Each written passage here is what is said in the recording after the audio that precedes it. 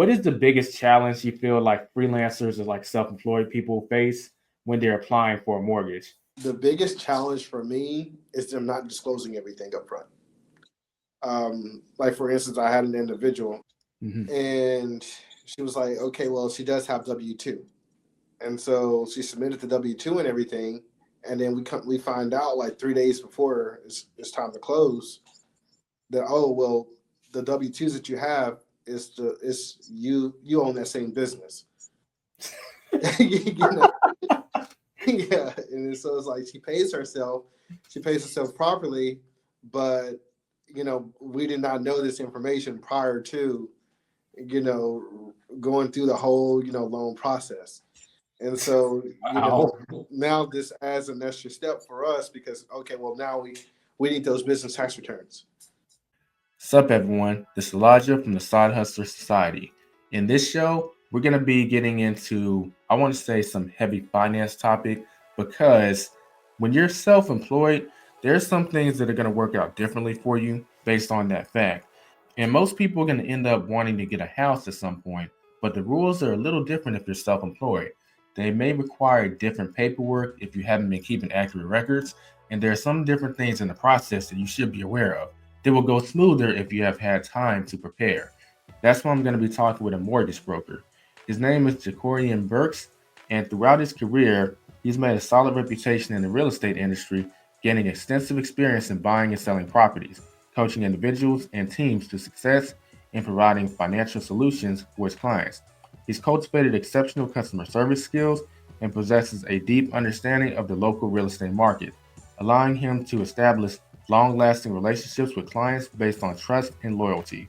Prior to his real estate journey, he honed his skills in the life insurance industry, learning the significance of managing long-term investments. This knowledge has proven invaluable in his current role as a success coach and mortgage lender, as he assists clients in making sound financial decisions.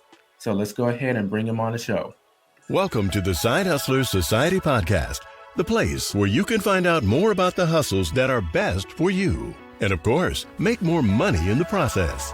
Elijah has been in the gig economy and freelance space for over 8 years and has done over 4,000 deliveries on Uber Eats. Has several video editing clients, many properties on Airbnb, runs multiple YouTube channels, and is the author of the best-selling book, The Anatomy of Financial Success. It's his mission to empower people with the tools needed to be successful. Now, welcome your host, the king of the side hustles, Elijah Bilel. Okay, Jahccorian, we're officially live and recording. How's your day going so far? It's going great. Just finished a B&I meeting, actually, here at the office. Are you familiar with B&I? I am, but how about you break it down for the audience because some people might not be familiar with it. Okay, yeah. So BNI stands for Business Networking Internationals. It's a networking organization, and they meet weekly. There's like 74 different chapters here in the Houston area. I'm actually the founder of BNI South Houston, and pretty much it's a group of business owners. We have 20 members in this chapter. Several other chapters have a different membership count. But we meet every week around 11:30 to 1 o'clock, and we do like a 60-second commercial. We go around the room doing a 60-second commercial, really just sharing our business practices and asking for leads for those other business professionals. BNI is a great networking tool to use if you are an established business owner, and an excellent business tool to use if you're brand new in arts of business, because it pretty much helps you get your name out there, and reputable people can refer you to their clientele and things of that sort. And so that's pretty much what I use it for, is to, being in the real estate and mortgage realm. There's a realtor in the group. I hold the mortgage chair. So there's a realtor in the group who sends their business to me, basically because we get like kudos or bragging rights. The more referrals that we share amongst each other within the group. I have an insurance person that I can refer a business to. There's a flooring person, there's a roofing person, general contractor. Um, Pretty much all things, real estate are within BNI, but there's also other professionals that can be used, like, a CPA, a mindset coach. You pretty much name it. There's someone within the BNI organization that could help you out with furthering your business. And it's a global organization. It just happens to be 74 chapters here in the Houston area. Cool.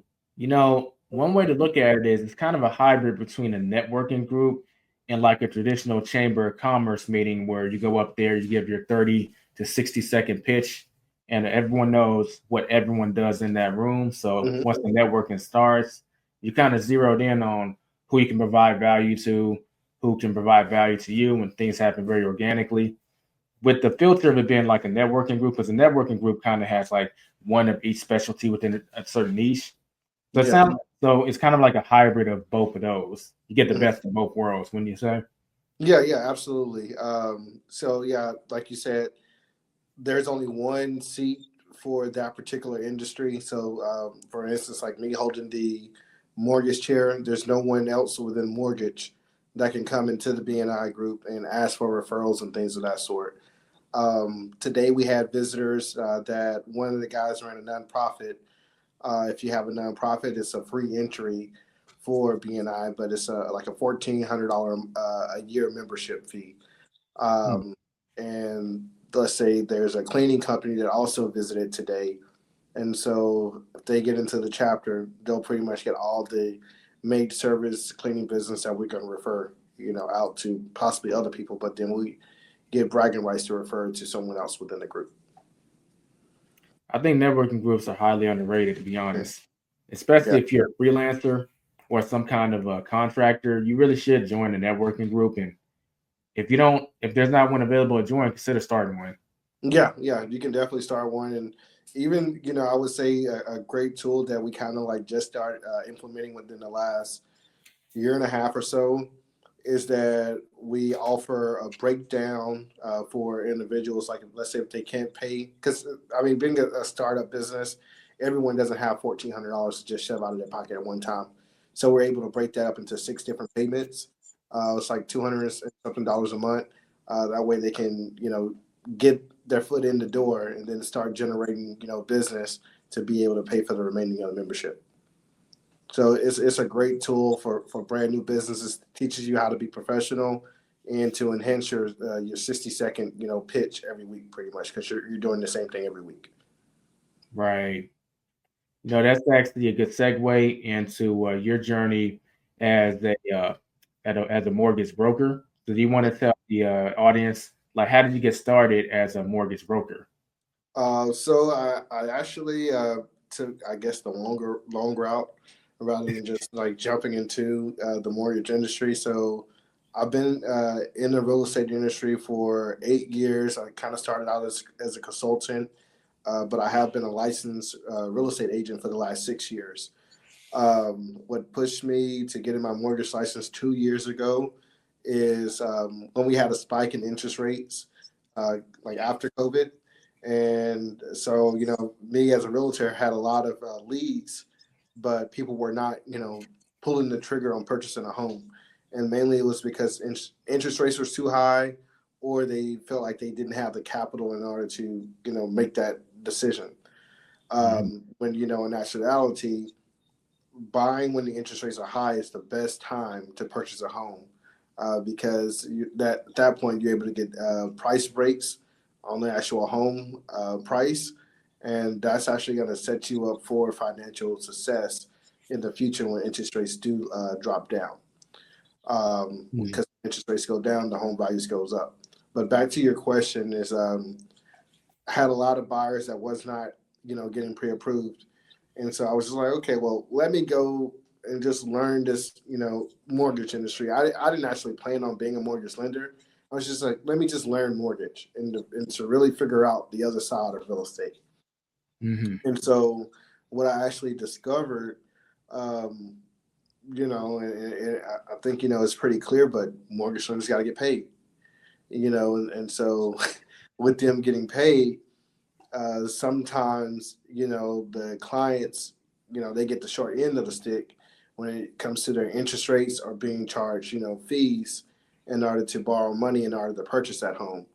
So with me being a realtor, I said, okay, well, look, I know the pain points of everyone within a real estate transaction, as looking at, from the seller's agent to the buyer's agent to the buyer and the seller, within that particular transaction. And so my name of, the business is do whatever I can to get this person into a home. I discount as much cost as I can in order to make sure that my clients get the best deal, meaning they get the lowest rate and the lowest fees. And that has helped me be successful in the mortgage industry. Cool. So that's I get what you meant when you said you went the long way. Like so a person may inspire to become a mortgage broker and then they go ahead and go straight to the process of becoming one. Yes. But you started out on the other end and just saw that there was well, I won't say need. Well, there was a need, but you saw that you could serve your clients more if you learned more about that side.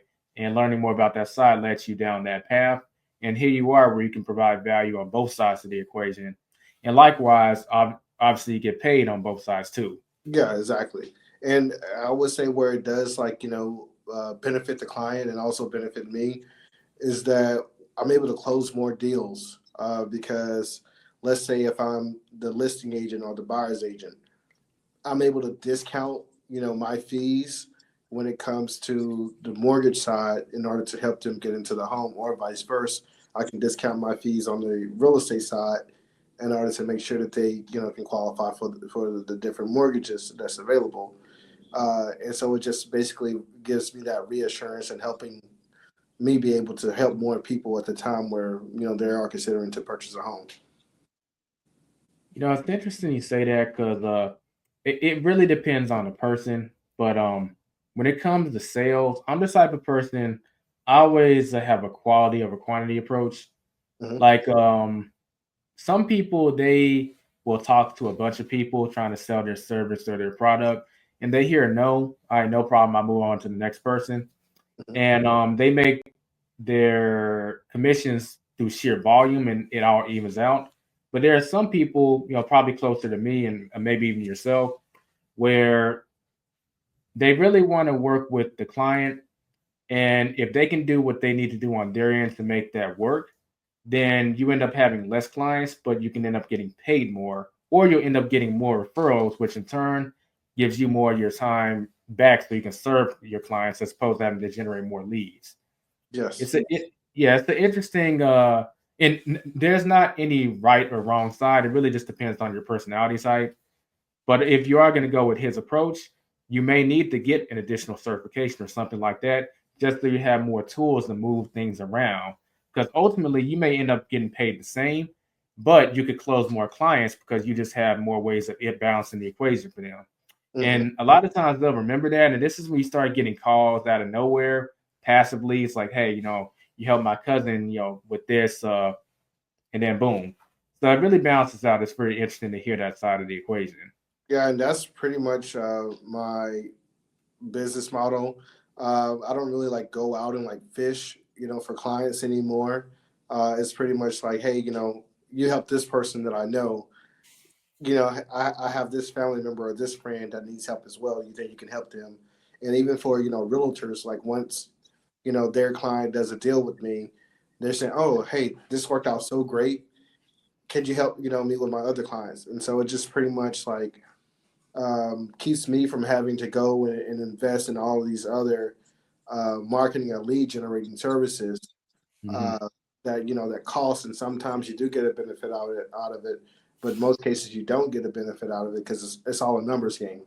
But Yeah. it just makes it to where I know that when I do get a call, that I probably have a 70 to 80% closing rate with that individual because it's already a warm lead because they've already talked about the experience that they've had with working with me. And even the people that are not let's say that come to me and they're not really ready to buy a home, because I provided so much valuable information to them, they feel comfortable with being able to refer me to someone who is ready.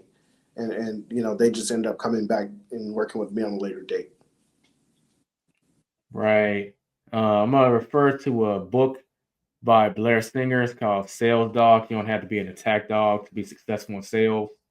Like there are 5 dogs. There's the pit bull, and these are just metaphors for these different sales personalities.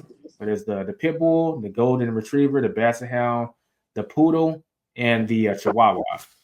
And based on your personality type, there's different tactics and sales techniques you can use. Like you come off like the golden retriever.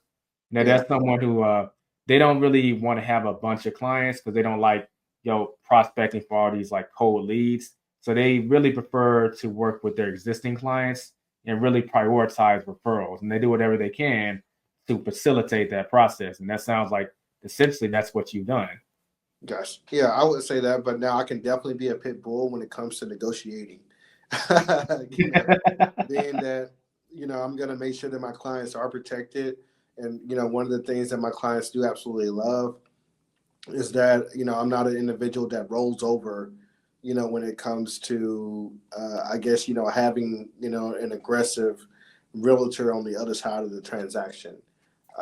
So it's pretty much, once my client lays out to me what they want, I'm able to have a firm stance on delivering, those desires when it comes to that as well. For the people who are watching me on video, you might be wondering, like, Elijah, what the hell were you doing? You just look back for like 15, 20 seconds. I was actually looking for the book I just referred. I was going to show y'all. It's actually in my car right now. I'm not going to run out there and get it, obviously. I'll flash it on the screen and post at it so y'all can see the book I'm referring to. Okay. But I was going to ask you, well, what is your biggest source of leads? But I think we already kind of answered that, didn't we? Yeah. Well, yeah. So my biggest source for leads is word of mouth, but it's other realtors actually, and just because I'm able to add so much value to them, being most of realtors only have one license, real estate license. So like let's say for instance, there's always so many people that want to buy a house, but everyone's not pre-qualified. And you have some clients that don't want to get pre-qualified before they go and show a house. Well, with me being a dual licensed agent, I can go and open that door and have those pre-qualifying conversations with the buyers. And I pretty much, get them pre-approved from those particular conversations. And then I can revert back to the agent that referred me, tell them that, okay, well, yeah, this is a good client to go with. I'm going to have them fill out the application and whatnot. And pretty much just throwing that client back to the realtor that referred me. And so that's pretty much my biggest lead source when it comes to the mortgage side. And on the real estate side, it's word of mouth. I'm always my number one rule is to always do more than what you paid for. So if you always do more than what you pay for, you're going to have a good taste in everyone's mouth or most people's mouth. And then, so they're going to refer you out to their friends and family as well. And so that's, my lead source when it comes to real estate. And of course, posting my productivity on, the different social media platforms to just pretty much let the world see that, hey, I'm busy and, I kind of know what I'm doing. Got you. Okay. So I think. Yeah. Oh, go ahead. No, I was just gonna say that's my way, and I just feel like that's really organic. Now I have been on teams, the real estate team, to where they had a partnership up with like Zillow or Op City or Veterans United in order to get those leads or things of that sort. Now the rest of the team may take those, but I just feel like it's something that is difficult for me to do, being that it's hard to kind of gauge a person's level of seriousness if you don't know them from yesterday and you're just picking up a phone call. And, it's kind of like, I prefer to have the warmer transition. And like you said earlier, like that's the reason why there's a benefit of having both licenses, because I don't have to take on so many clients. I can take on the right clients and still make the same amount of money, if not more, than what those agents do that are taking those leads. Right. I mean, when you think about it, why would you take those leads because you've been kind of spoiled, but you set up the system that allows you to be spoiled. So your leads are warm, if not sometimes sizzling hot. And then you're gonna go to this cold leads, sometimes ice cold at that. Like why? When you could spend that time to better serve the warm leads that will oftentimes facilitate a transaction that will benefit both of y'all. Because there's just a much higher chance of you closing. Yeah, definitely. And even, people that I have not worked with, like BNI has been great for me. My first lead in BNI was a $2 million farm and ranch property, Nice. which brought me, 60 grand, on just that first lead. And this was a person that did not know me. They're a commercial banker, and had a client that came in and they had got a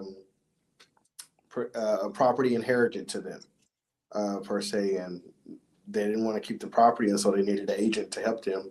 And this person, and I said, "Oh, okay, well, we have Jahccorian, our commercial realtor in the chapter.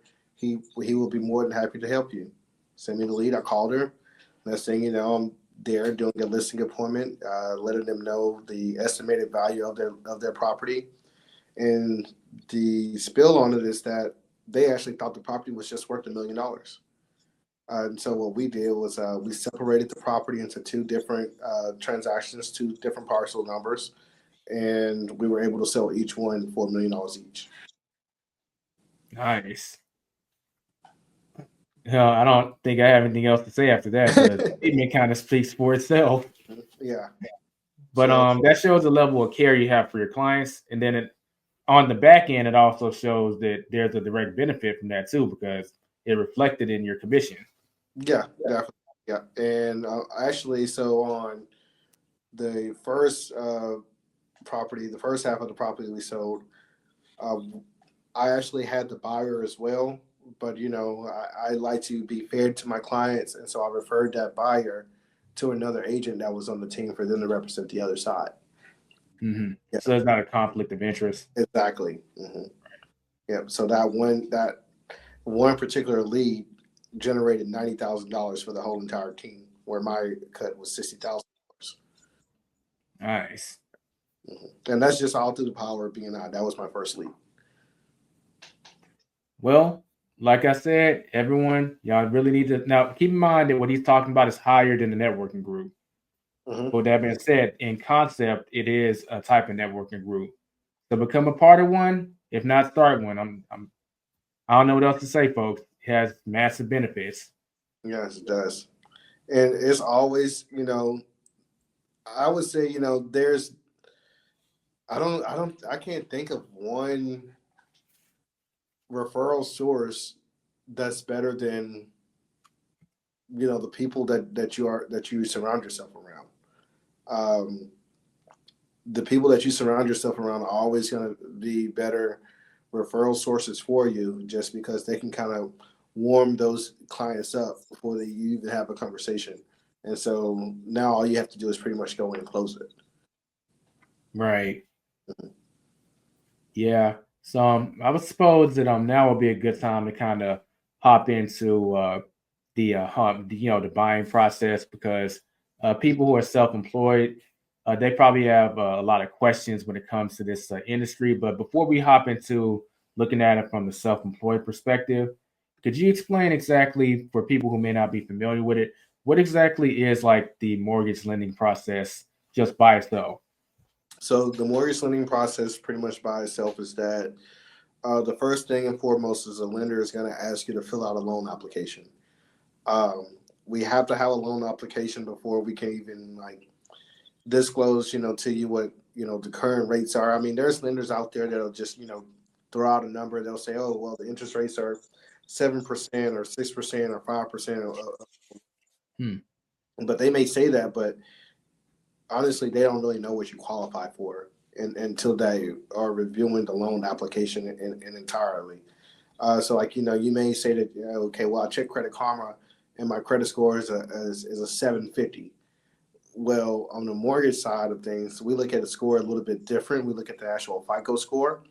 And you may see a 750 on Credit Karma, but our system shows us a 720 or maybe a 725. Which there is a difference when it comes to the interest rate in that aspect. So first thing, you have to fill out a mortgage application. On the mortgage application, the most important things are going to be your name, your date of birth, and your social. And that's because we pretty much can't move forward without that information. And then that's just going to be your marital status, because we need to know if there's going to be another spouse on there that, income we can possibly use, or if not income, then the liabilities that we're going to have to calculate as far as to make sure that your DTI, and DTI means debt to ratio. Debt to income ratio. Yeah, is in the right threshold for us to be able to move forward with the loan. So after you complete the application, next is going to be financials. So now this, basically, everyone does that first part. Now the second part is going to be, sorry, it's the lights are in motion, so I have to move around a little bit. Okay. Can you still see me good though? Yeah, I can still see you. Okay.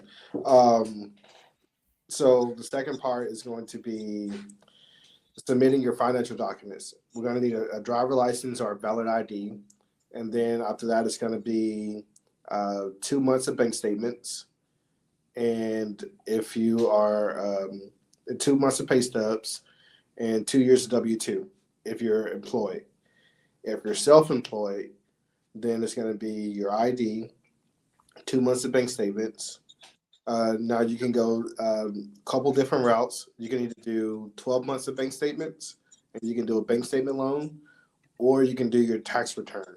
And what we're going to look at is your 1040 and your Schedule C, and it's going to be line item 31 to see what your actual income is minus expenses and everything of that sort.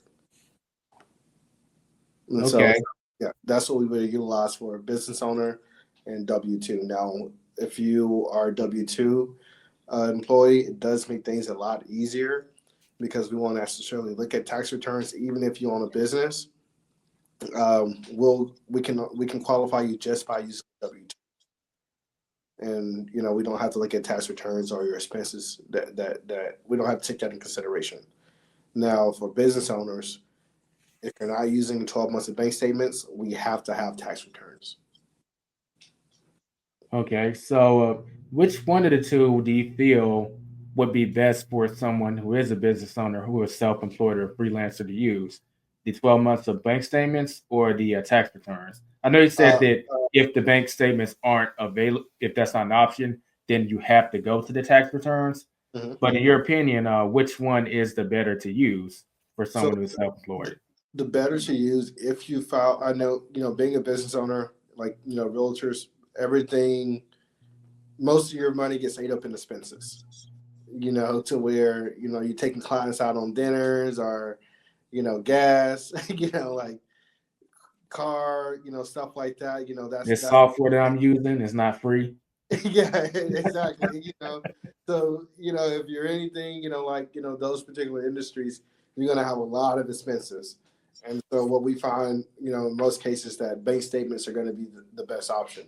Now, the thing is that when you do a bank statement loan, the interest rate is going to be higher than it would be if you're utilizing your tax returns. Mm-hmm.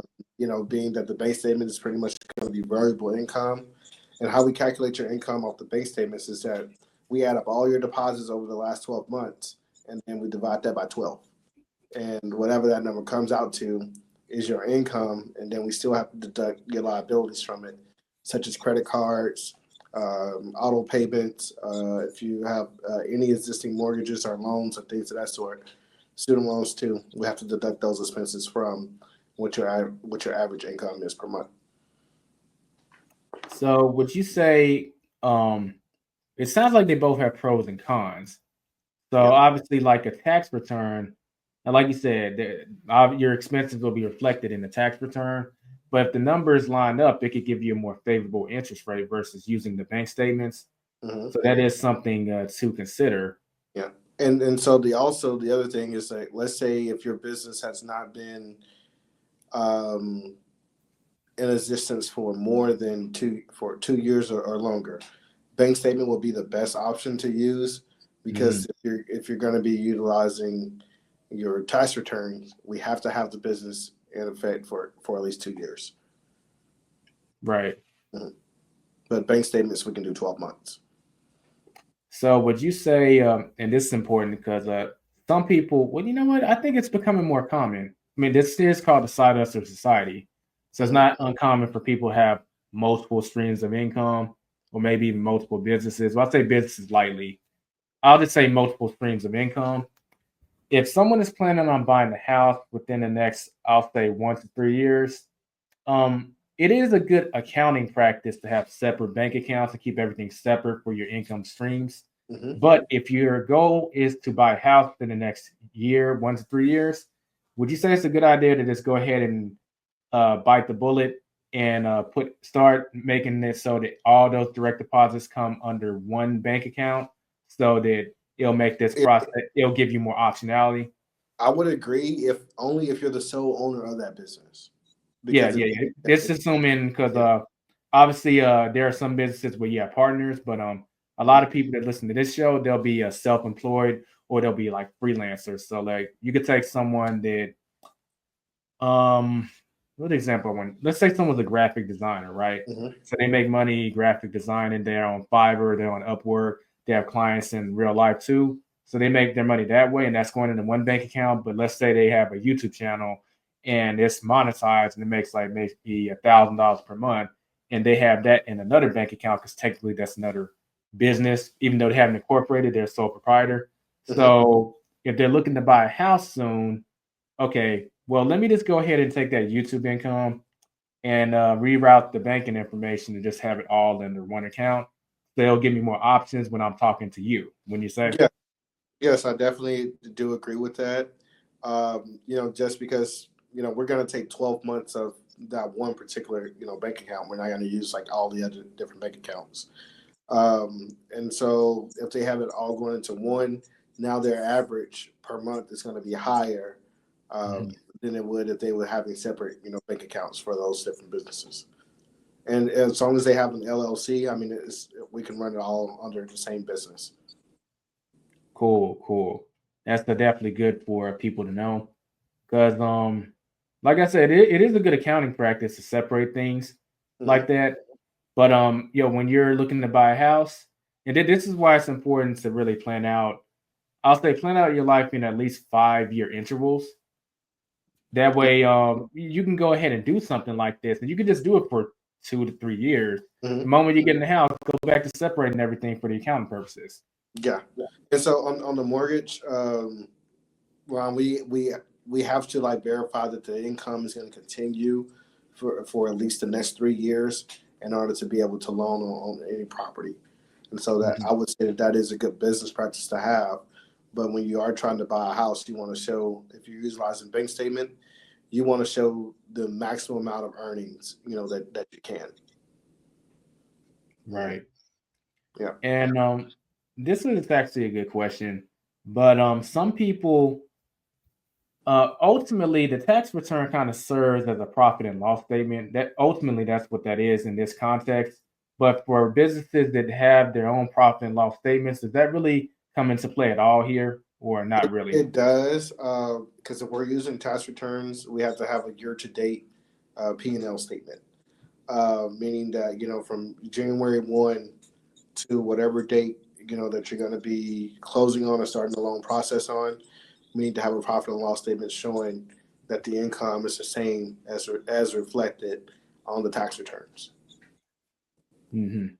Cool. So if this is a good business practice you should be doing anyway. Yeah. But just for argument's sake, if you are going to be doing the tax refund process, you do need to have the profit and loss statement too. So that's part of that process. And we will, like, for either one, we will need like a letter from the CPA, just stating that, hey, them purchasing this home, it's not going to, impact the business in a negative way or anything of that sort. So that pretty much gives us our, guarantee, that this income is going to be continued for the next 3 years as well. Okay. And just kind of bringing it back to the smaller, like self-employed or freelancer, someone that doesn't have a CPA, they're sole proprietor. Does that still come? Like, what do they do if they don't have a CPA?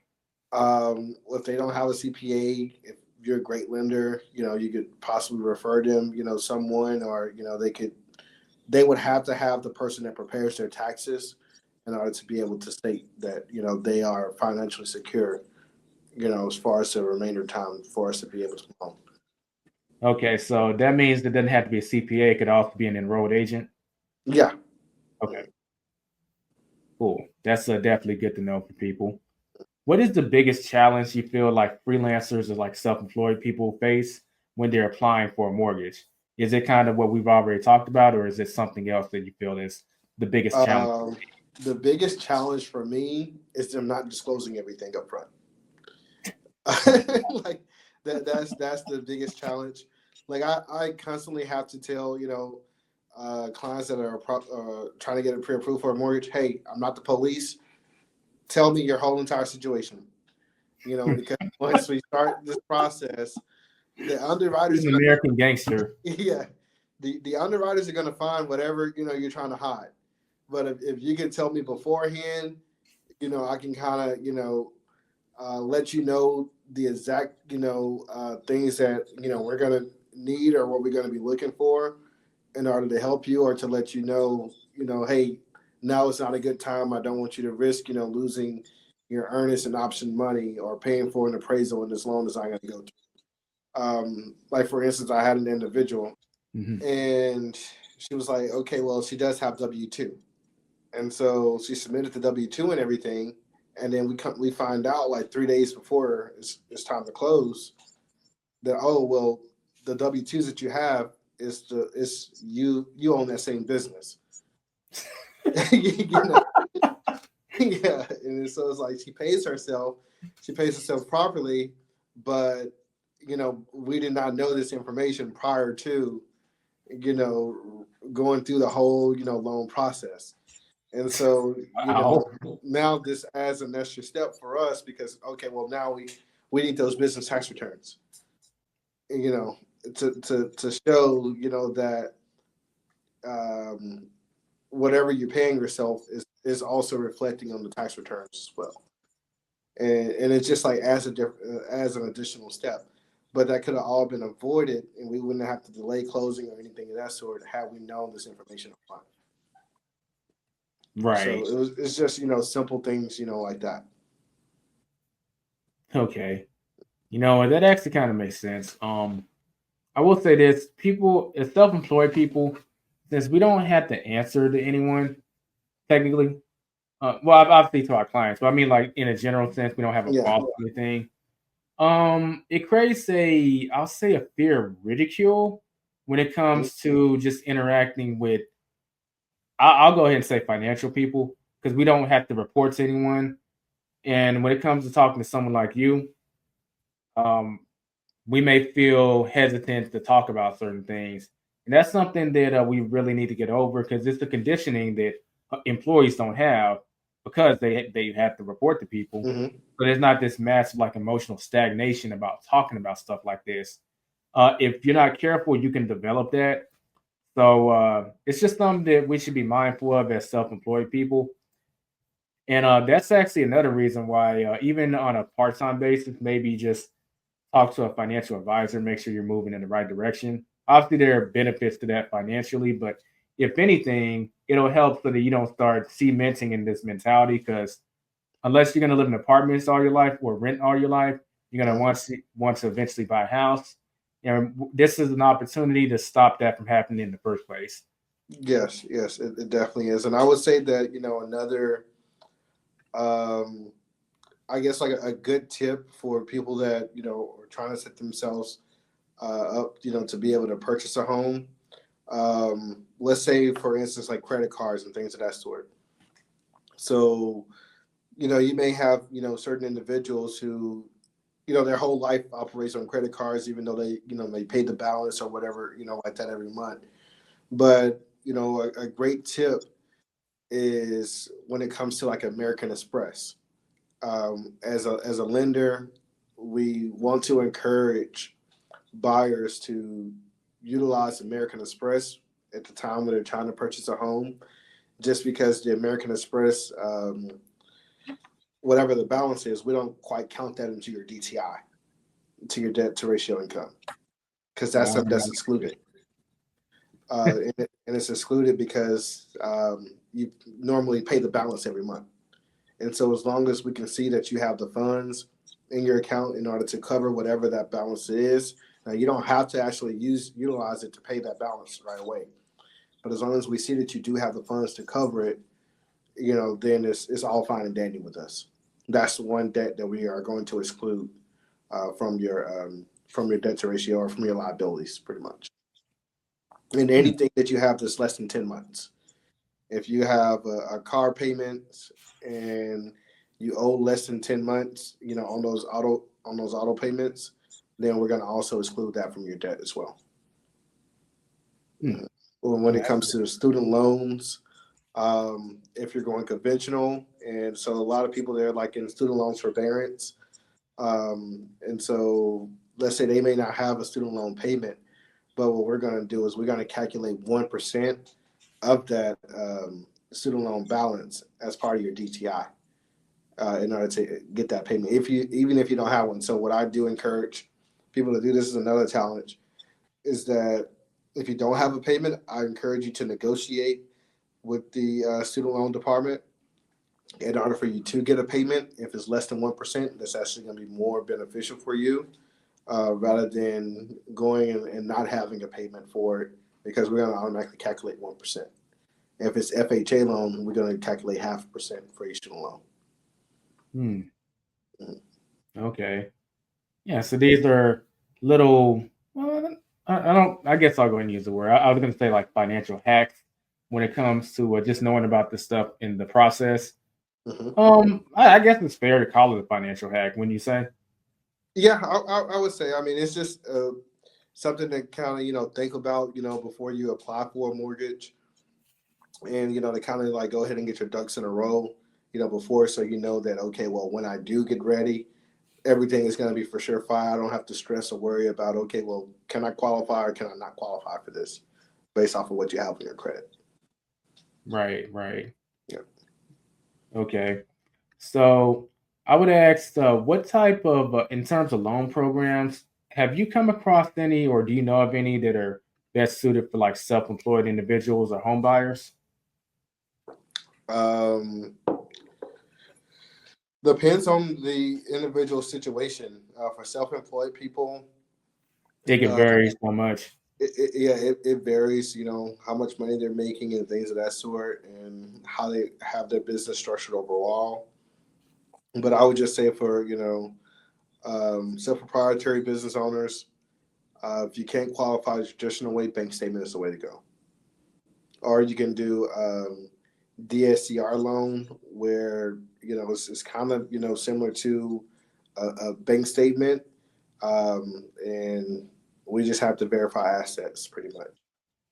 Like, so whatever you have, like, let's say if you are a day trader and you have a large amount of assets, what we'll do is we'll take those amount of assets, we'll divide it by 12, and then multiply by 50% in order to get your income. Okay. And that's obviously, you said assets, so that same goes for if you own real estate properties or like anything like that. Yeah, correct. Yeah, real estate, we can utilize that. If it's an income producing property, we can always utilize, that rental income that you generate from it. But when I say assets, I'm speaking of liquid assets or stocks, or even crypto as well now. Yeah. I can't believe we're actually saying that now. Yeah. I actually never, for the longest time, I didn't consider crypto an asset. I considered it speculation. Yeah, well, now it's for us in the mortgage world, it's an asset. Even though it changes, by the minute, sometimes, but well, I'm pretty sure you probably find this hilarious to some extent too, because you probably remember when crypto was first introduced and Bitcoin, banks were literally shutting down your bank account if they even suspected that you were involved in that stuff. And here it is now being considered an asset. It's hilarious. Yeah, exactly. Yeah. That's definitely us. I actually remember when I first found out about Bitcoin, it was less than $50 a coin. Oh.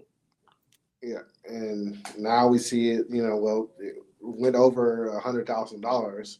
I haven't checked to see where it is today, but I know I have quite a few clients that did put some money in Bitcoin. That are not very happy. Like today, but that could change. Over depending on what's in the news. Right. I'm actually. Yeah, you got me kind of curious. I'm actually looking up how much it is right now. Okay. What is Bitcoin at currently? My phone doesn't want to act right now. Well, I guess it's not that important, but I might pull it up later in the show. Yeah. Okay. But kind of circling back to the topic. One thing that I'm not gonna say it's just people who are business owners. The employees can make a lot of money too. Yeah. But oftentimes business owners or those who are self-employed tend to be very ambitious people. So when they're looking to buy a home, they may be putting down a bigger down payment than just the standard, 20%, so they can avoid PMI. So if they actually were to put down a bigger down payment, let's say we use 40% just as a running number in this case, does that play an impact in the interest rate in any way? Could it work in their favor? Yeah, it plays a huge impact on there because it's all about LTV, which is loan to value for the property. Now, of course, at 20% down or higher, you eliminate the PMI, the property mortgage insurance. But that's separate from homeowners insurance. You always have to have homeowners insurance. But the PMI is what the bank or the government will enforce to have on the loan anytime the LTV or loan to value is over 80%. If you are putting down more than 20%, of course, your interest rate is going to be significantly lower than if you were to put a lower down payment. So, like for instance, like I have this one client that I'm working with. Originally, he had in the file that he was going to put the 20% down, and with 20% down, he got like a 6.75. Well, when he decided to, okay, well, hey, I have this asset that I'm going to sell, and I'm going to utilize these proceeds to make a large down payment. He put down 40%. His interest rate went from 6.75 to 6.05. Which saved him, over the 3/4 of a point, pretty much. Okay. Yeah. So that's the benefit of putting more money down. And as far as payment wise, it adjusted his payments by like $400, but not only because of the interest rate, but also because he was putting more money down. Yeah. So you have more equity starting out. Yeah. Exactly. Okay. And going the other direction, and this is I wouldn't mind hearing your personal opinion on this, but so many people, they're so scared of a deal that will result in putting less than 20% down because of the PMI. But a lot of people don't realize that when you do get over the 20% threshold, however long it takes, the PMI is going to go away. Yeah. So like, well, only on conventional, it does not go away on FHA. Say what? Only on conventional loans, the PMI would go away, but not on FHA. Gotcha. I'm glad you made that distinguishment. Okay. Yeah. So for FHA, the PMI stays on there for the life of the loan. So it stays on there for the full 30 years if you don't refinance into a conventional.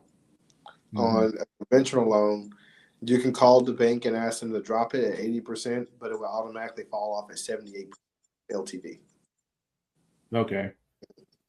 So do you think that, let's say the only way like a person is can move forward is to put down under 20%, would you just recommend that they just hold off on buying a home? Or do you think that they should go ahead and move forward? I think that they should go ahead and move forward. The reason being is so I always tell people, it's like you're never going to get away from paying mortgage. You're either going to pay someone else's or you're going to pay your own. Even if you're in an apartment, the person that owns the apartment, 9 times out of 10, they have a mortgage own that entire apartment complex. And so, you're renting an apartment where you're contributing to that mortgage cost every month. I'm all in favor of paying your own mortgage, just because, like, let's say in a year, 2 years, 3 years, 5 years, when you get ready to move, you're going to be able to recuperate some of the money that you paid, in every month, for that particular property. So, for instance, if you can qualify for a home at 3% down or 3.5% down, it's much better to go ahead and purchase the home or the condo, rather than renting, pretty much. Just because you're going to be able to get that appreciation. Now, where it comes in a huge benefit, let's say, for instance, like right now in this market is, we would consider it to be a buyer's market, even though when you look at the reports, it's going to say that it's balanced. We would consider it to be a buyer's market just because the homes are typically going under the listing price. So if an individual, but the interest rates are considered to be high right now at this point. So if you could purchase a home right now would be the time to do it, because when interest rates are high, like I said, you get a deal on the property, even if it's 3% down.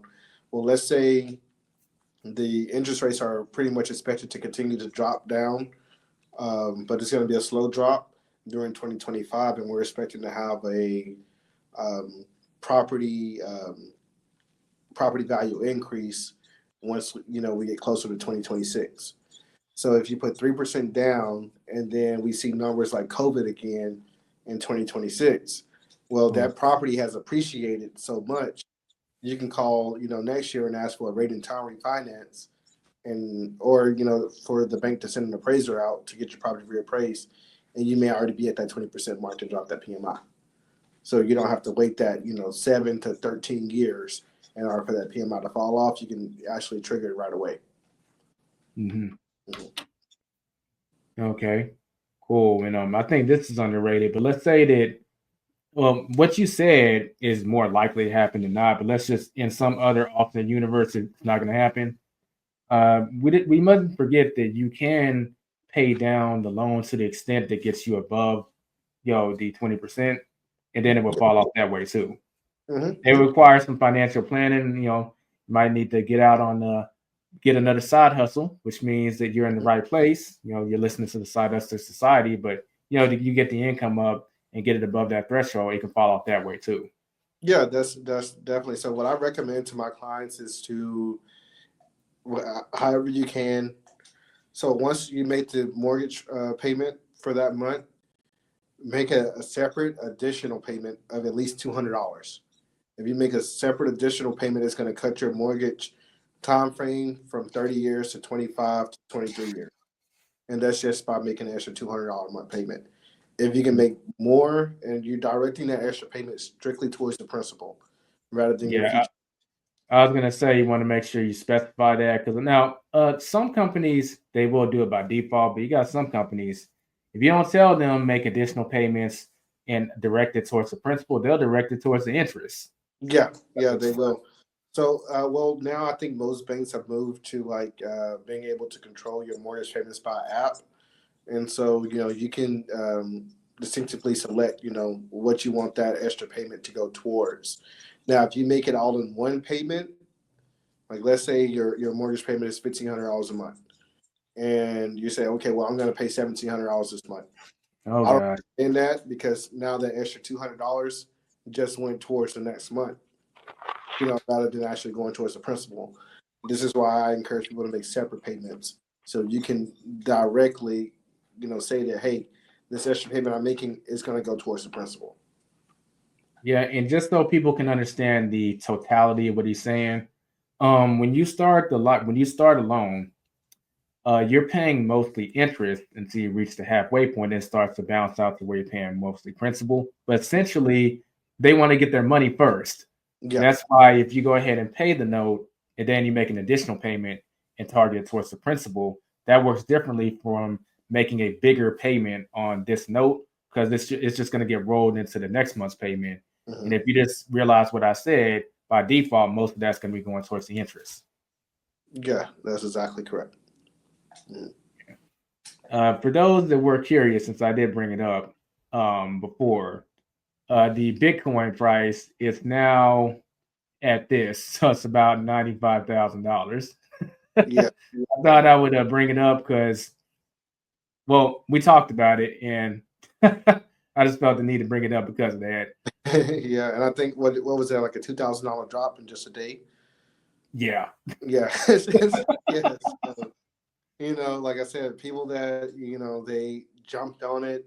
Depends on when you jumped on it, it was the right time. But even now, you're less money today than you had yesterday on it, and there's a huge possibility that it will go back up. I think I just saw in the news that Trump signed an executive order to scrape the penny, meaning that they don't want to produce pennies anymore because of the actual cost of producing it, more expensive than the actual value of it.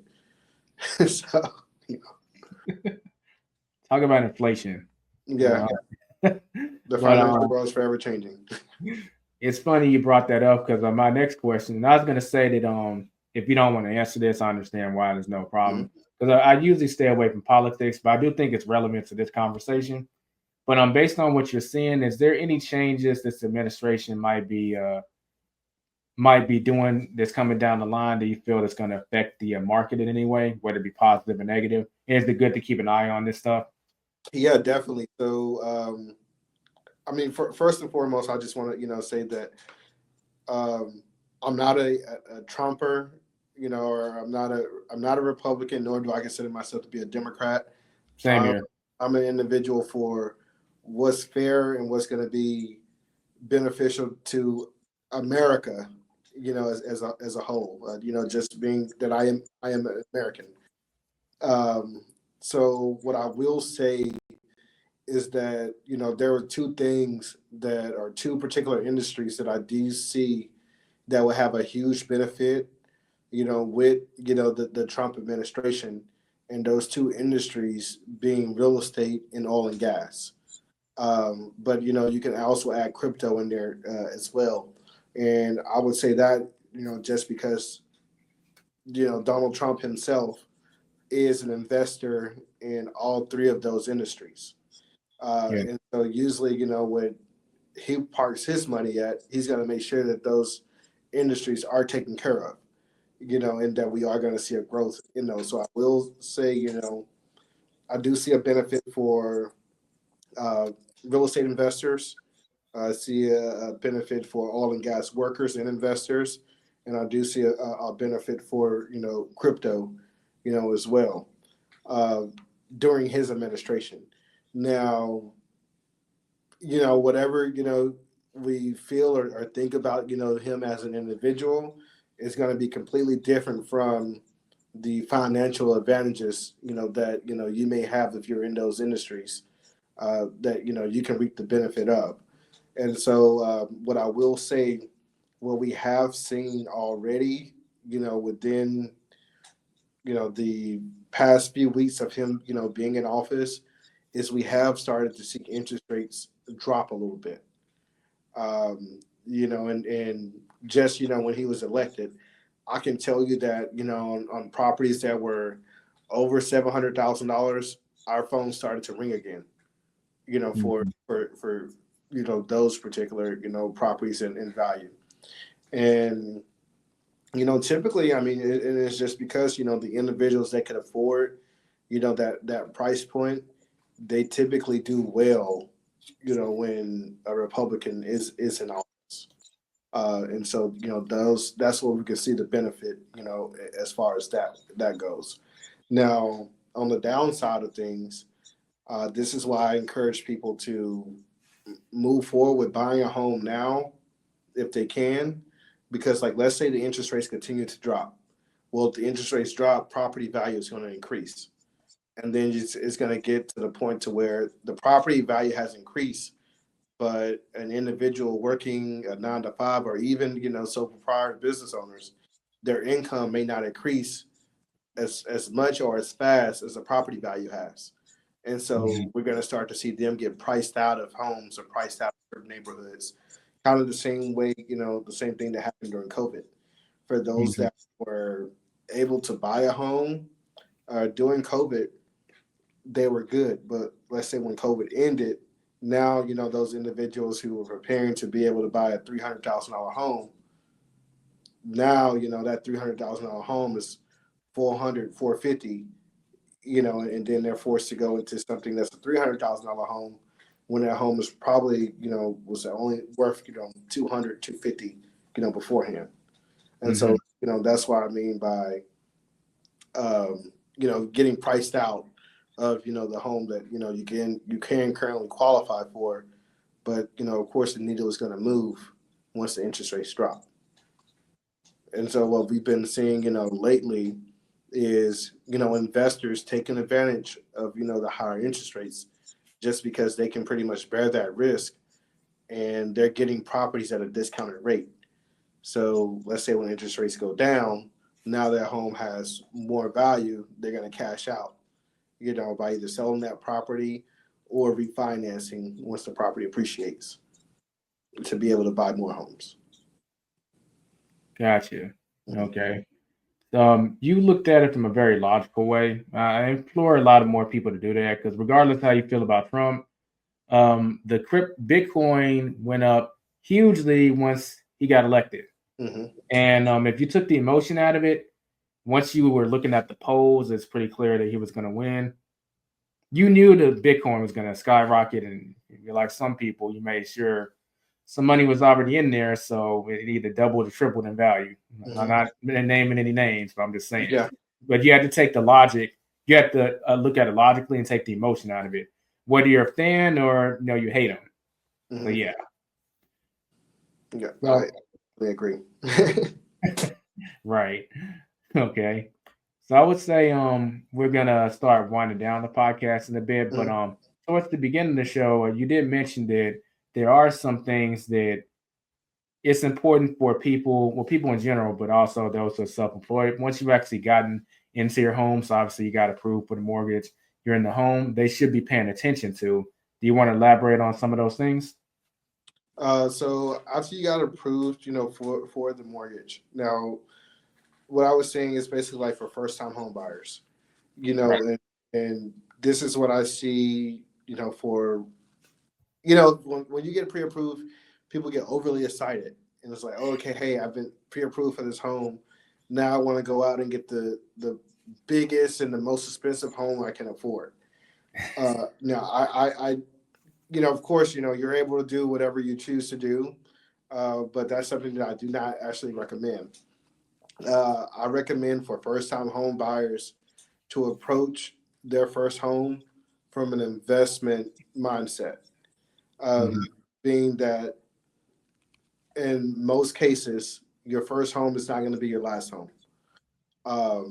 So what I would encourage you to do is, like I said, approach it from an investment mindset, meaning that, okay, well, let me find a home or a neighborhood that has a potential upside in appreciating, being that, you don't have to go in and put much money down, but the property is going to appreciate so significantly, it's going to allow you to move into your next home with a larger down payment. Or, you're going to be able to keep that first home that you had and maybe, refinance out of it when the interest rates are down lower. And now you have that as an investment property or rental income property. And while you move into your next property, that's the kind of, mindset that I encourage for first-time home buyers.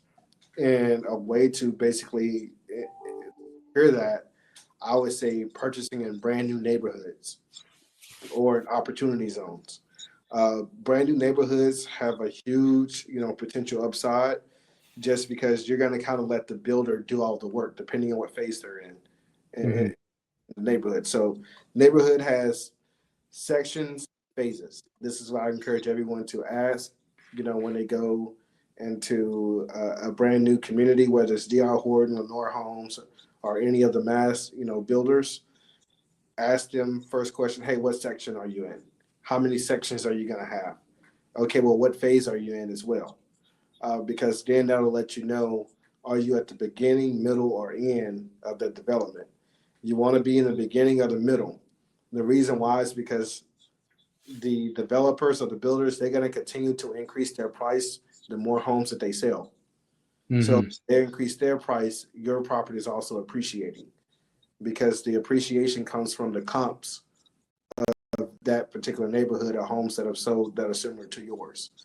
And so, for instance, this one couple that I sold a house to, they got in at the beginning of that neighborhood being developed. Now they purchased at $200,000, $205,000 for their home at the beginning of the neighborhood being developed. A year and a half later, that home was worth over $300,000. So they made $100,000 by not doing anything, just by living in the neighborhood.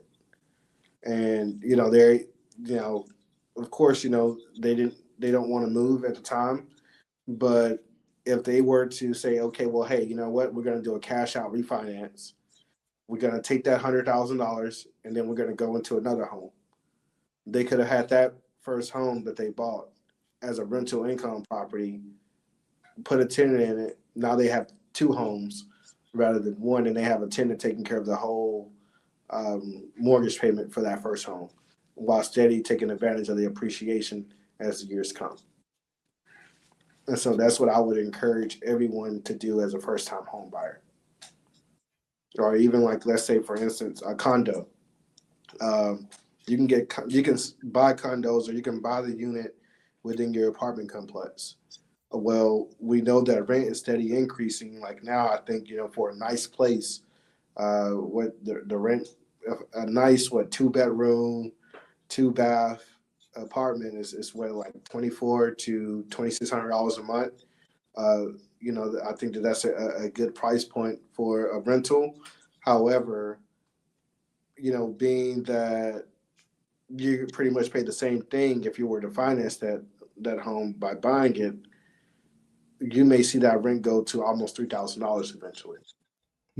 And so now that's $600 to $400 that you can make extra, per month, just by owning it rather than leasing it whenever you get ready to move out. Right. You brought up condos, and I did think of this question because we brought up condos, and even with houses, people are probably thinking about this. How do you feel about HOAs, and should we be avoiding them or not really considering them a factor when looking for a home? Yeah, they're going to be there. Now condos have some of the HOAs that I've seen are outrageous. I mean, I think the highest one I've seen, and this was over like in the Milan area, I think they were like asking like $1,500 a month. I'm just like, wow. So cash, you're still paying $1,500 a month, which is ridiculous. Another one where I have an attorney client right now who's looking at condos downtown. Their price point is like $358, dollars a month. Now, what I will say, like in for her particular, situation, she just finished college, and so she's only been in her job for 2 months. And this is another thing I want to add. So for those individuals who just finished college, we can actually utilize your college tenure as your work history. And I would say, because it's like, well, you have to had finished school or gotten a degree in order to qualify for the job that you have. And so, for that, we can say, okay, well, you have 2 years of work history, to be able to qualify for that. But HOA is something that is going to add into your mortgage and is going to affect your DTI, because we're going to calculate that all within the same swoop. So I would say definitely, if you can find a nice property, go with the property that fits you with the lowest HOA. But of course, it's something that you're not going to be able to get around. Yeah. The point is, it's going to be in the equation, so make sure you count. Mm-hmm. So, and that's going to affect the amount of home that you can afford. So, like, let's say, for instance, you may have a single family home that's $250,000, and you may be comparing it to a condo that's $160,000. Well, because that condo has a higher HOA, it's going to be the same price, if not more expensive, than the home that's $250,000. Yeah, payment wise. Honestly, I might get some. Well, I don't even think I'm gonna get a lot of flack for this because I think a lot of people agree. Because I price condos, both to build my net worth and also to potentially rent. But Mhm. I kind of see them as a way of staying in the inner city or somewhere that's like a little more populated and being able to reap the benefits of building an asset while Mhm. still having the benefits of it kind of being an apartment because that's essentially what it is. Yeah. But the downside is these HOA fees. It's Mhm. like it's kind of like you're paying the price to have that advantage because obviously it's going to be very central. Like if you're in downtown, if you're in the city, you're central. You're around all the stuff that you can do. It's easier to have appointments because more people stay in cities, stuff like that. Mhm. And you're going to be building your net worth up too. But HOA fees, they're gonna make sure they get their share. And what I will It's- say, it's kind of a trade-off as well because we have seen homeowner insurance increase. And Mm, so, being that you are in a condo, or you're priced on condos, the homeowner's insurance is going to be cheaper on a condo because you're only insuring the interior of the property, of your unit. Rather right. than a homeowner's insurance on a single family home, you're insuring the outside and inside. So on the insurance for the condo, you don't typically have to worry about the roof. You don't typically have to worry about um, the exterior or something like that that's happening or parking, things like that. But on a home, you do. And so that is something that is considerable because now, like even a roof, depending on the size of the home, you may be anywhere between 12 and or depending on where you live as well, 20 plus $1,000. Well, on your condo, you don't have to worry about that because, like you said, you get the benefits of like living in an apartment pretty much, where you have a maintenance guy that's going to come and take care of the outside, of your home and things of that sort. Right. Hmm. So yeah, Jahccorian, we're gonna start wrapping up the podcast. But I always Okay. ask my guests if they have any questions they want to hit me with. But no one wants to hear why you started the podcast anymore. They didn't heard it a billion times. Hmm. If you could ask that question, that'd be much appreciated because my audience they might assassinate you if you do that, and I don't want to see you assassinated. No, But no, no. Yeah. So my that question for you is like, what is the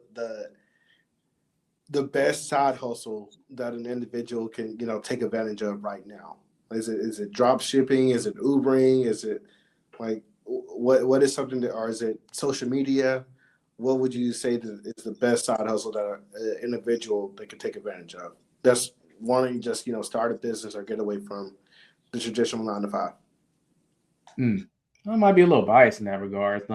I don't say it's Uber or anything like that. Honestly, part of the reason I started this podcast is to get people away from that gig economy stuff. Mm-hmm. Because if they like, it's dependent on this. And if you piss them off for whatever reason, they'll give you the boot off their platform, and then your side hustle's gone. Yeah. But what I really want people to do is get a trader skill. That way, that's something that no one can take that away from you, and you can start making money under all circumstances. Now, I'm going to give you a particular trader skill since you asked me that. Mm-hmm. I may be biased because this is what I am, but I honestly think that being a video editor is probably the biggest side hustle that has the most income potential. Because the reason is the amount of podcasts that are popping up, especially since the pandemic, has just exploded. Man, Mm-hmm. look, I'm a byproduct of that. The Side Hustle Society was started shortly after the pandemic. But with Mm-hmm. that being said, you got people who make podcasts just for the heck of it. It's fine. But a lot of businesses are making podcasts, and these businesses have budgets. Yeah. They have budgets, and they need editors to edit their podcast. They clip the podcast. Some people might be thinking you could just use Opus Clip to clip the podcast. You can, but that's the very, very bare minimum. If a video editor can take those clips, add B-roll footage, optimize it for people's attention span, which is people have the attention span of a squirrel nowadays, Mm-hmm. and add the music so you can really maximize it so that they'll get the most engagement out of those clips and the most money on the platforms, whether it be YouTube, Rumble, Facebook, etc. And interesting thing enough is when it comes to podcast editing in particular, you don't have to be the best video editor. Like people look at YouTube and then they look at something like what Mr. Beast produced and they think they have to be on that level of quality. And if you are, good for you. You can Yeah. definitely charge a lot.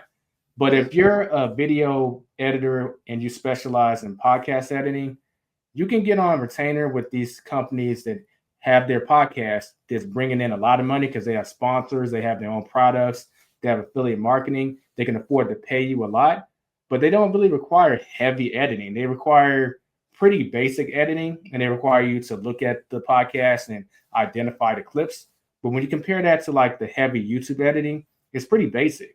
So you can make a high 5 figures, maybe even low 6-figure income just from specializing in being a video editor, specifically in podcasting. So that's a very slept on opportunity if you ask me. Oh, yeah, I didn't even consider that, but I do definitely agree with you. I mean, I have seen a huge increase, of people, that are into, creating their own podcasts. And like you said, even businesses as well, being that, now like that's an additional way to make sure that you are in front of your clients, and people rather watch a video than, read a blog, as well. And so, yeah, editing, I would say, is a huge, RAM, to kind of, have as a side hustle. I think that is great because even like for myself, I have a virtual assistant, and I send her like the videos and I'm like, hey, edit it, add the branding to it, whatnot. And, she takes care of that, and which is a huge value, for me being a small business owner as well. So I would definitely agree with you on that. Indeed. So Jahccorian, where can people get more of you, or if they want to work with you? Feel free to drop your social media, anything you want to drop where people can get more of you or get in contact with you. Yeah, so you can get in touch with me. I have 2 pages that I operate on Instagram. That's probably the best way to get in touch with me since I'm pretty much always on there. I don't really post on my actual feed. I do more of the story posting. And you can also get with me on LinkedIn by just typing in my name. On Instagram, that's THE_negotiator. So JThe_negotiator. And on my business page, at the Burkes Group, just like it's spelled here on the screen. Everywhere else, you can find me on Facebook, or even if you just Google Jahccorian Burkes, so many different, platforms are going to come up.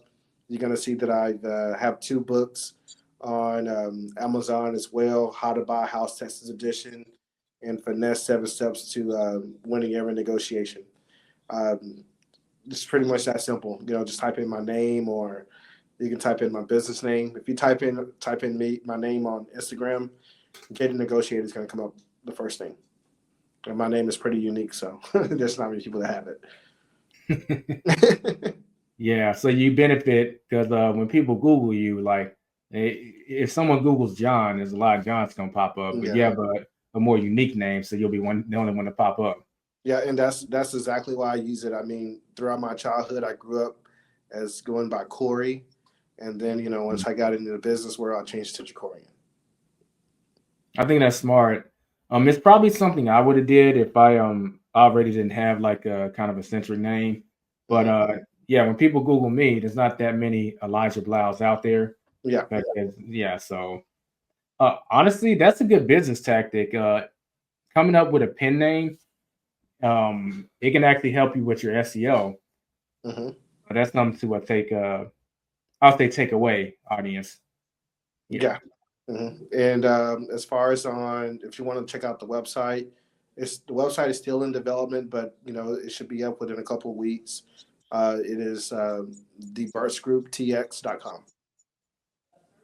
Cool. Well, that concludes this episode of the Side Hustler Society, everyone. If you're watching us on YouTube, be sure to give this video a thumbs up. It's greatly appreciated for YouTube algorithm. And all the links to everything you mentioned is going to be in the description. If you're watching on Spotify now, since they now have video, if you could drop us a rating, that'd be greatly appreciated.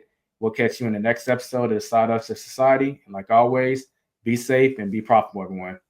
This episode may be over, but your hustling journey has just started. Visit thesidehustlersociety.com to access all links and resources mentioned in the show that will help you on your hustler's journey.